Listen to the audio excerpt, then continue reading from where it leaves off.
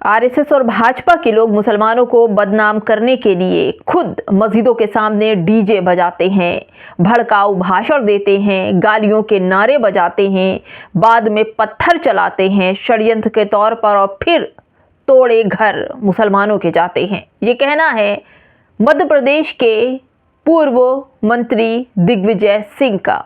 पूरी खबर बताऊंगी दोस्तों, कैसे मुसलमानों को निशाना बनाया जा रहा और एक तरफ से मुसलमानों की बेइज्जती, उनकी मस्जिदें, उनके घर और उनके धर्म को किस तरह से निशाना बनाया जा रहा है। लेकिन इन धर्मों के बीच कहीं ना कहीं मोहब्बत भी सामने आ जाती। जहां पर जान बचाने वालों की बात की जाए तो मरने वाले से ज़्यादा बड़ा जान बचाने वाला है। दोस्तों, आज मैं आपको इन्हीं इमाम साहब की बात बताऊंगी जो 7 लोगों को डूबते हुए पानी से उन्होंने बचाया, और वो भी बचाने वाले इमाम थे और डूबने वाले हिंदू थे।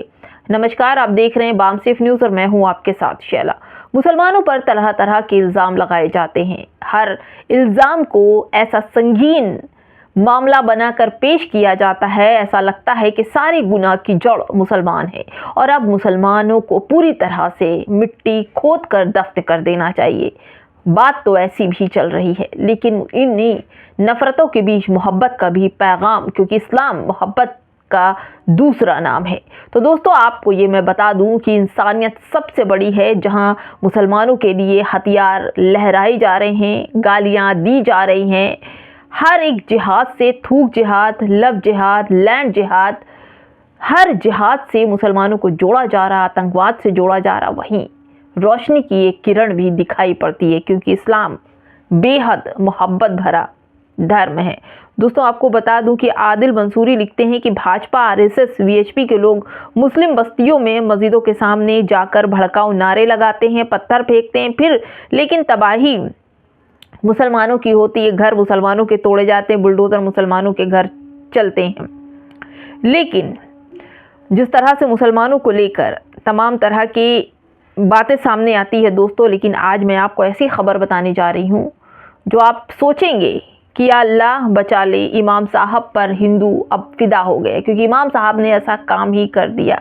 दोस्तों, आपको बता दूं कि एक असम के, मैं बता दूं, शम्स तबरेज़ लिखते हैं कि असम के करीमगंज की एक मस्जिद के इमाम मौलाना अब्दुल बाशित ने अपनी सूझबूझ से 7 हिंदुओं की जान बचाई। फजर से पहले उन्होंने मस्जिद के सामने बने तालाब में कुछ गिरने की आवाज़ सुनी। जब वे बाहर आए तो देखा कि एक गाड़ी की लाइट जल रही है। इसके बाद उन्होंने तुरंत मस्जिद के माइक से ऐलान किया कि सभी लोग यहाँ पहुँचे, एक गाड़ी तालाब में गिर गई है। लोग इकट्ठा हुए, गाड़ी को बाहर निकाला और पता चला कि उसमें बैठे सभी 7 लोग हिंदू थे और सिलचर से त्रिपुरा जा रहे थे। इस घटना की पूरी जानकारी भी उन्होंने दी और ये कहा कि देखिए कैसे एक इमाम साहब, जो फजर सुबह का वक्त होता है, नमाज का वक्त होता है, और जैसे ही वो नमाज के लिए खड़े हुए, फजर का टाइम था, आधी आधी रात थी, आधी आधी सुबह थी, तब इमाम साहब उठे और अजान देने जा रहे थे। वहीं उनको आवाज़ लगी कि कोई तालाब में गिरा। जब उन्होंने मस्जिद से देखा तो उन्हें गाड़ी की लाइट जलती हुई दिखाई दी, जो तालाब के अंदर धीरे धीरे डूब रही थी। लेकिन उसके अंदर बैठे 7 जिंदगियां बचाने वाला पूरा श्रेय इमाम साहब को जाता है।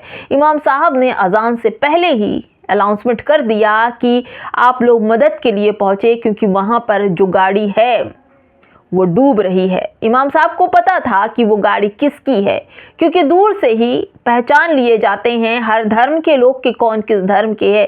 इमाम साहब ने पहचान लिया था, लेकिन अपने लोगों को बुलाया और कहा कि गाड़ी की मदद की जाए। इमाम साहब की वजह से 7 हिंदू जिंदगियां बची।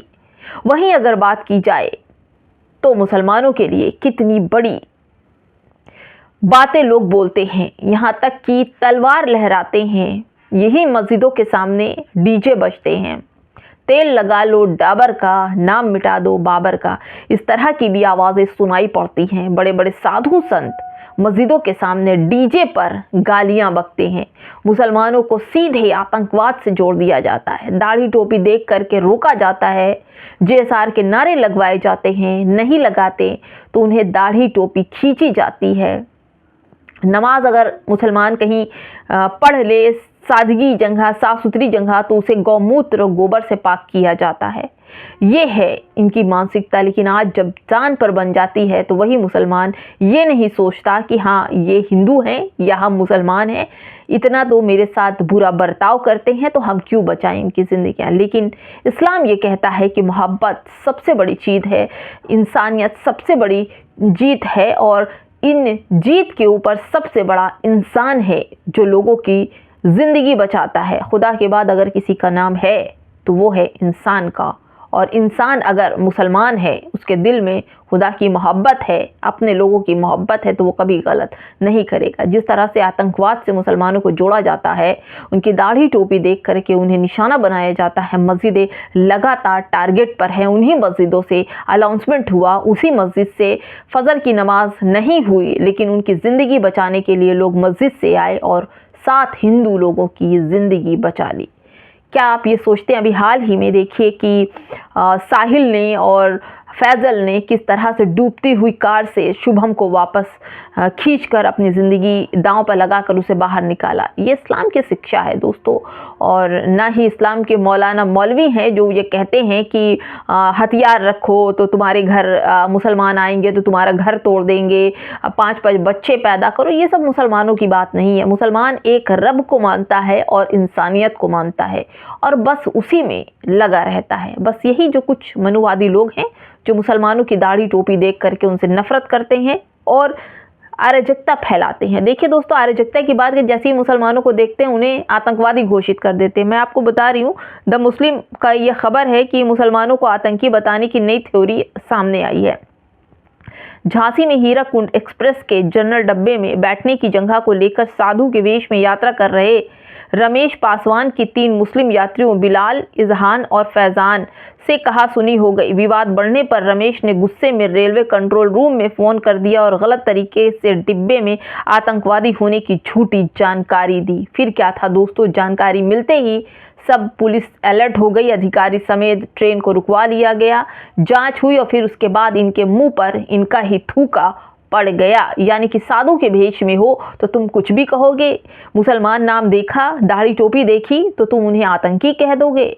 जब पुलिस वालों ने पूरी छानबीन की उसके बाद फिर ट्रेन को आगे बढ़ने दिया। लेकिन वही दोस्तों कि इनकी नफरत के आगे मोहब्बत जीत जाती है। मुसलमान को देखते ही इनके मुंह से पहला शब्द जो निकलता है वो आतंकवादी होता है। लेकिन आजकल जिस तरह से लोग सामने आ रहे और पुलिस अलर्ट है दोस्तों, तो ये लगता है कि हाँ सच में देश में कहीं ना कहीं कानून व्यवस्था जिंदा है। दोस्तों आपको याद है आगरा ताजमहल, वहाँ पर एक कैब ड्राइवर बुजुर्ग को JSR के नारे लगवाए गए थे और उनसे बदतमीजी की थी। लेकिन आज वही JSR के नारे लगाने वाला जेल की सलाखों के पीछे है। क्यों? क्योंकि मोहब्बत, इंसानियत और शांति बहुत बड़ी चीज़ है। दोस्तों फिलहाल इस वीडियो में इतना ही, जहां अब हर एक खबर को आप जो मुसलमानों से जुड़ी है, आप लोग सोशल मीडिया पर एक्टिव रहिए और ये बताइए कि हाँ मुसलमानों ने किस कदर अपने हिंदू भाइयों का साथ देने के लिए अपनी जान की भी बाजी लगा देते हैं, लेकिन उन्हें कुछ होने नहीं देते। कमेंट बॉक्स में ज़रूर बताइएगा कि इमाम साहब ने अच्छा किया या फिर उनकी इस्लाम ये कहता है। नमस्कार।